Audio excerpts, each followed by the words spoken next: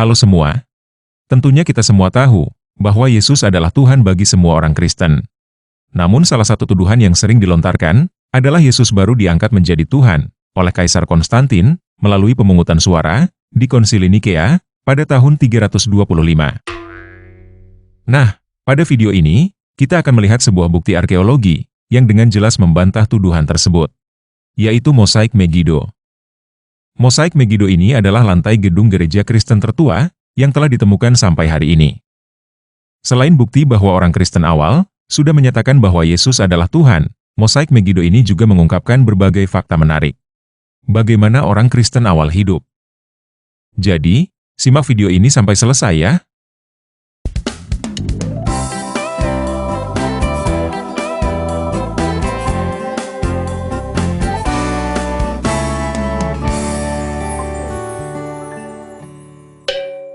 Nah, bukti arkeologi yang akan kita lihat baru ditemukan secara tidak sengaja pada tahun 2005.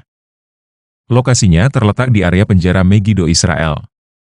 Pada waktu itu, sebenarnya tujuan mereka adalah ingin memperluas bangunan penjara. Tetapi, ketika menggali tanah, mereka menemukan sisa-sisa bangunan kuno. Setelah itu mereka menghentikan sementara proyek perluasan penjara untuk mencari tahu apa yang sebenarnya mereka temukan. Akhirnya mereka menyadari bahwa mereka menemukan sebuah sisa desa kuno dan bekas benteng Romawi. Di antara sisa desa kuno inilah, mereka menemukan mosaik di lantai yang kita bahas. Setelah mosaik ini ditemukan, akhirnya mereka memutuskan untuk bukan hanya menghentikan pengembangan penjara, tetapi mereka bahkan memutuskan untuk memindahkan keseluruhan penjara supaya tidak mengganggu penelitian. Dari sini kita bisa melihat bagaimana orang-orang Israel masa kini sangat menghargai peninggalan sejarah. Nah, berdasarkan temuan koin, tembikar, dan peralatan rumah tangga yang ada di lokasi desa, gaya penulisan, dan nama Legiun Romawi ke-6, Ferrata, di bekas benteng Romawi, para peneliti mencari referensi dari sejarah, dan mengambil kesimpulan bahwa desa itu dibangun di sekitar tahun 230 Masehi, dan ditinggalkan sekitar tahun 303 Masehi. Oleh karena itu, ini adalah salah satu temuan terbesar bagi kekristenan pada abad ini. Karena ini adalah bangunan gereja tertua yang telah ditemukan sampai saat ini.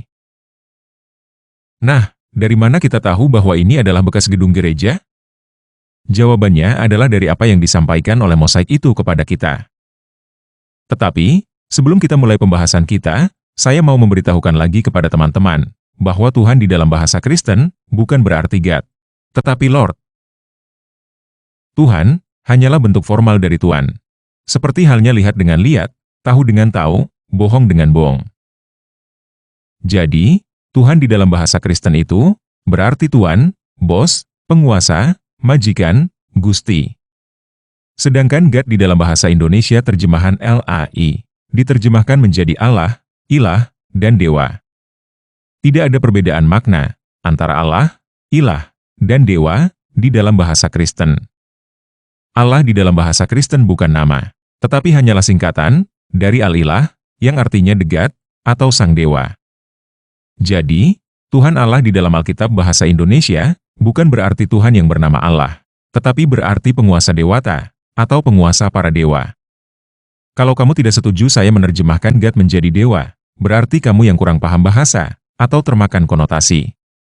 Perubahan makna atau konotasi Tuhan menjadi God, karena terpengaruh pemahaman Islam ketika mereka menerjemahkan Al-Quran ke dalam bahasa Indonesia. Di dalam bahasa Arab, juga ada Rob dan Ilah. Rob dan Ilah adalah dua kata yang berbeda. Rob bahasa Inggrisnya adalah Lord, sedangkan Ilah bahasa Inggrisnya adalah God.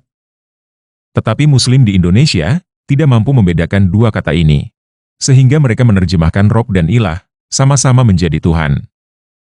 Karena Muslim adalah mayoritas di Indonesia, orang Kristen awam masa kini jadi terpengaruh dengan bahasa dan pengertian mereka. Tetapi perlu diketahui bahwa orang Kristen sudah menerjemahkan Alkitab ke dalam bahasa Indonesia jauh sebelum bahasa Indonesia itu sendiri ada. Sedangkan Muslim baru menerjemahkan Al-Quran belakangan ini, setelah Indonesia merdeka. Jadi, bukan orang Kristen mengubah Tuhan menjadi Tuhan, tetapi Muslim Indonesia yang mengubah makna Tuhan, dari Lord menjadi God, dari Rob menjadi Ilah. Oleh karena itu, kalau kamu mendengar seseorang berkata, Yesus adalah Tuhan, lalu kamu katakan orang itu sesat, sebenarnya kamulah yang kurang paham bahasa. Yesus memang adalah Tuhan, yang bentuk formalnya adalah Tuhan. Yang perlu dibicarakan adalah Yesus itu Tuhan atas apa? Yesus itu adalah Tuhan atas alam semesta. Yesus itu adalah Tuhan atas yang hidup dan yang mati. Jadi, jika kamu Kristen, sekarang jangan lagi mempunyai pengertian bahwa Tuhan itu berarti God, Elohim, atau Theos. Dan jangan lagi mempunyai pengertian bahwa Allah adalah nama yang harus digunakan oleh orang Kristen. Tidak perlu termakan konotasi bahwa Allah itu Tuhan yang benar, dewa itu Tuhan yang salah. Allah dan dewa itu sama aja di dalam Kristen. Maknanya adalah objek yang dipuja. Jelas ya? Nah, pada inskripsi pertama yang kita bahas ini, Yesus bukan disebut sebagai Kurios atau Lord atau Tuan, tetapi jelas disebut sebagai Theos, atau God, atau Allah. Saya ingatkan lagi ya, Allah itu artinya dewa, tidak kurang tidak lebih. Pada video ini saya menggunakan kata Allah, bukan berarti maksud saya adalah Allah SWT, duanya umat muslim. Saya menggunakan kata Allah, supaya tidak ada kerancuan bagi teman-teman Kristen, yang belum terbiasa dengan kata dewa, dan kebiasaan baca Alkitab terjemahan LAI. Nah, inskripsi pertama ini, ditulis dalam bahasa Yunani seperti ini. Proseniken, akeptos, hipilotheos, tentrapezan, toiuho, nomosunon.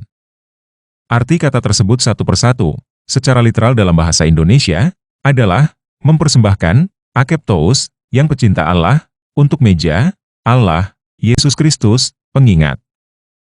Artinya dalam sebuah kalimat bahasa Indonesia menjadi seperti ini.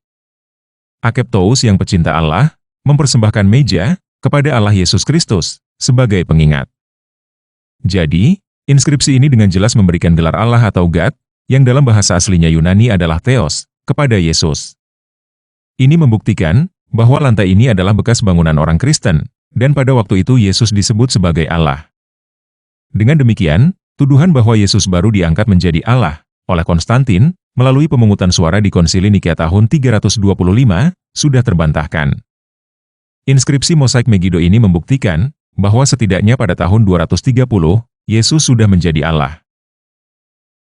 Nah, akeptos adalah nama orang yang menyumbang meja. Pertanyaannya adalah, meja yang mana?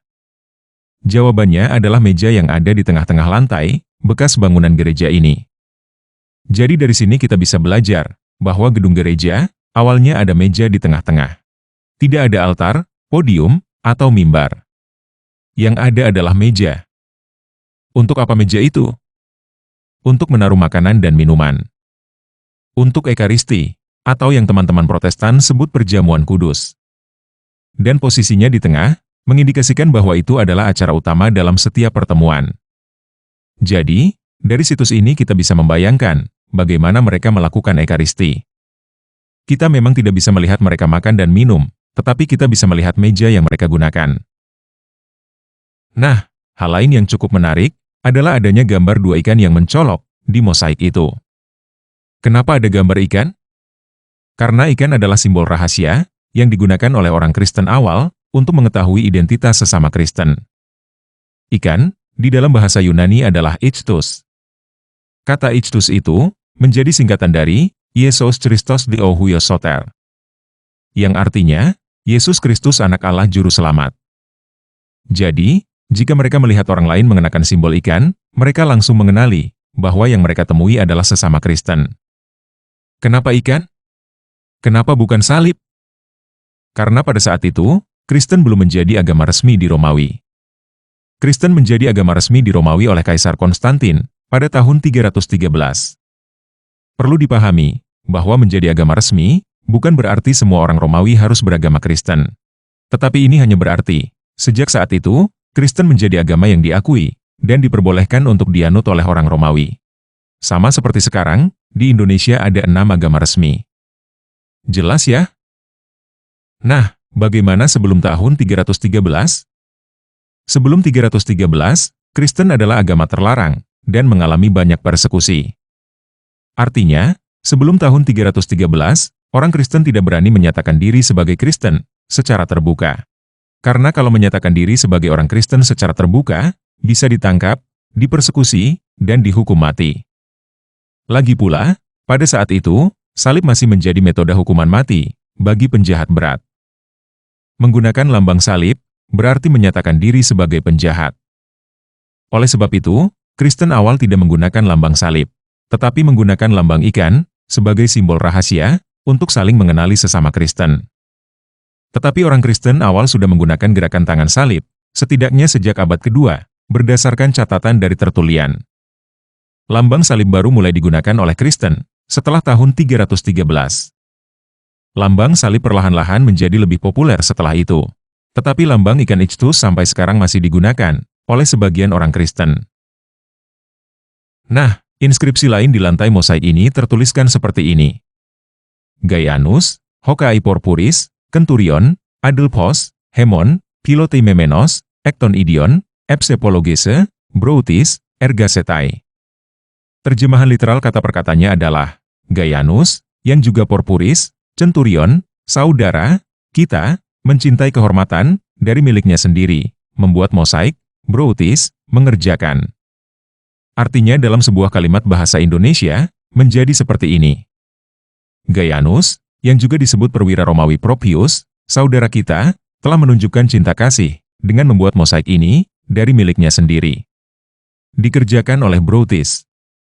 Jadi dari inskripsi ini, kita bisa tahu bahwa karya mosaik ini dibuat oleh seseorang yang bernama Broutis, dan biayanya ditanggung oleh seorang perwira Romawi yang bernama Propius. Perwira Romawi Propius ini mempunyai nama panggilan akrab Gaianus, dan disebut saudara kita oleh jemaat Kristen Megiddo pada saat itu. Hal ini tentunya mengingatkan kita pada beberapa cerita di dalam Alkitab. Cerita pertama adalah perwira Romawi yang hambanya disembuhkan oleh Yesus dari jarak jauh, hanya dengan sepatah kata, di dalam Matius 8 dan Lukas 7. Cerita kedua, di dalam Matius 27 ayat 54, dan Markus 15 ayat 39, adalah kepala pasukan Romawi yang menyalibkan Yesus, mengaku Yesus adalah anak Allah, ketika terjadi gempa bumi di peristiwa penyaliban itu. Di Kisah Para Rasul 10, kita juga mendapatkan cerita perwira Romawi pertama, bernama Cornelius, yang menjadi Kristen. Jadi, dengan inskripsi ini, kita mendapatkan konfirmasi bahwa memang ada perwira-perwira Romawi yang menjadi Kristen, seperti yang kita baca di dalam Alkitab.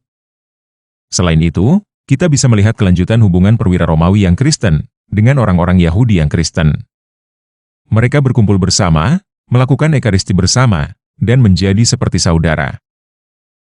Sebagai informasi tambahan, pada tahun 303 Masehi, Kaisar Diokletianus mengeluarkan dekrit yang melarang orang Kristen untuk menjadi bagian dari tentara Romawi. Kenapa Kaisar Diokletianus mengeluarkan dekrit seperti ini? Karena jumlah perwira Romawi yang menjadi Kristen pada saat itu banyak, dan entah bagaimana, hal itu mengganggu bagi Kaisar Diokletianus. Jadi dari sini kita bisa melihat bahwa sudah banyak orang Romawi yang bahkan level perwira yang pindah dari agama politeis menjadi Kristen sebelum Konstantin membuatnya menjadi legal. Ketika Kristen masih menjadi agama ilegal yang diburu dan dipersekusi.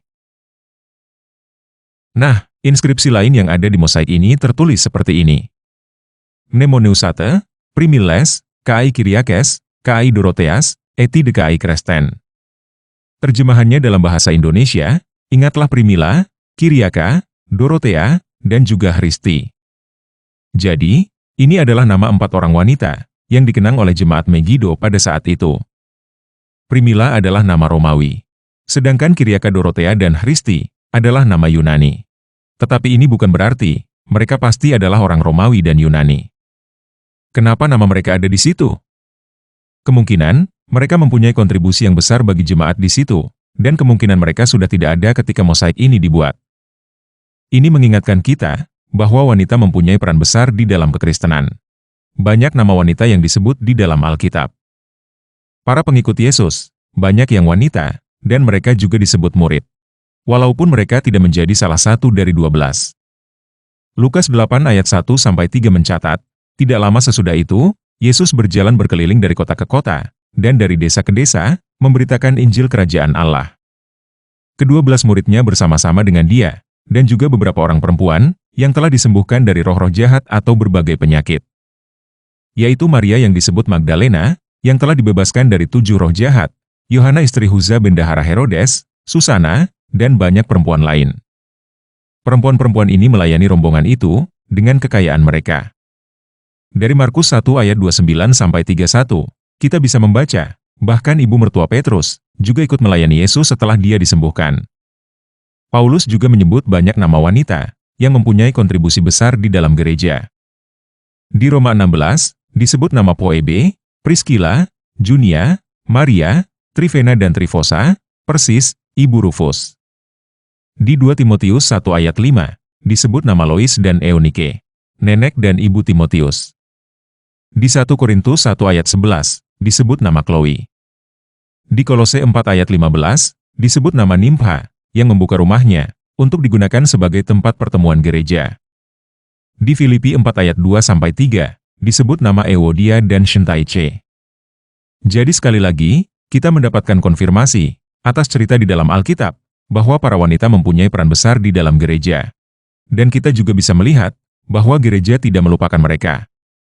Nama mereka disebut dan diingat. Nah, itulah 3 inskripsi yang ada di mosaik Megiddo, yang diperkirakan dibuat pada tahun 230. Mosaik ini membuktikan bahwa Yesus sudah disebut sebagai Allah jauh sebelum Konstantin lahir. Pada saat itu, sudah banyak orang Romawi dan Yunani bersama-sama orang Yahudi yang menjadi Kristen. Dan mereka satu dengan yang lainnya saling menganggap saudara di dalam Kristus. Yang menarik ada 2 nama lelaki dan 5 nama wanita yang disebut di dalam mosaik Megiddo ini. Bisa dikatakan, ini berarti wanita mempunyai kontribusi lebih besar daripada lelaki di gereja Megiddo ini. Oleh karena itu, sekarang kita mendapatkan bukti dan konfirmasi bahwa apa yang kita percaya sekarang ini memang diteruskan oleh para pendahulu kita sejak semula, sesuai dengan apa yang tercatat di dalam Alkitab. Nah, kalau menurut kamu informasi ini bermanfaat, bantu bagikan video ini ke teman-teman yang lain ya.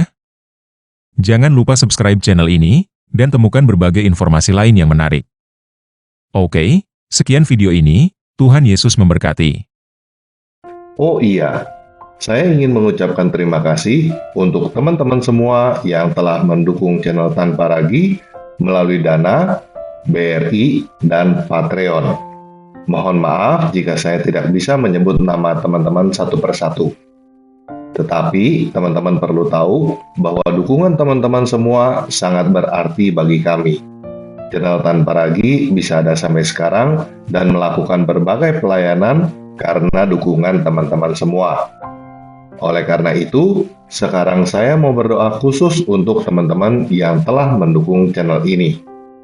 Saya berdoa supaya berkat damai sejahtera Bapa, kasih karunia Tuhan Yesus, dan persekutuan Roh Kudus menyertai kamu semua. Amin. Aku percaya pada satu dewa, Sang Bapa yang Maha Kuasa, yang dari Dia segala sesuatu ada. Aku percaya pada satu Tuhan, Yesus Kristus Putra Tunggal Dewa, yang oleh Dia segala sesuatu ada. Aku percaya Sang Firman Dewa turun ke dunia dalam rupa manusia demi menyelamatkan kita dari dosa.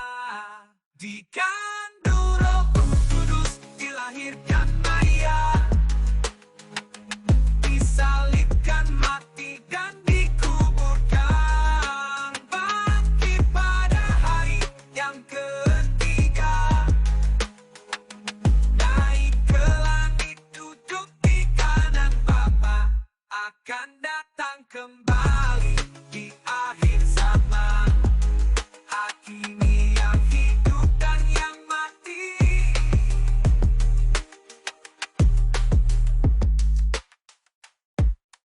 Aku percaya pada Roh Kudus yang berbicara melalui para nabi, satu dengan Bapa dan Putra.